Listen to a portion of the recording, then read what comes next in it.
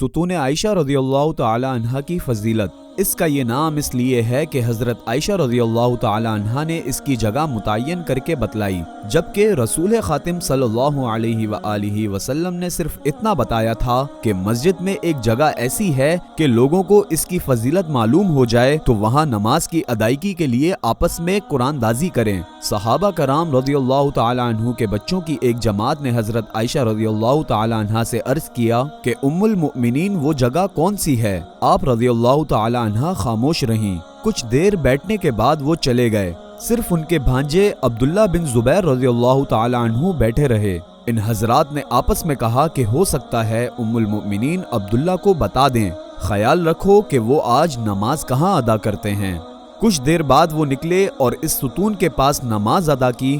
ان کے ساتھی سمجھ گئے کہ حضرت عائشہ رضی اللہ تعالی عنہ نے انہیں یہ جگہ متعین کر کے بتا دی ہے۔ یوں ستون قرآن کی جگہ متعین ہو گئی اور وہ ستون حضرت عائشہ رضی اللہ تعالی عنہ کے نام سے متعارف ہوا۔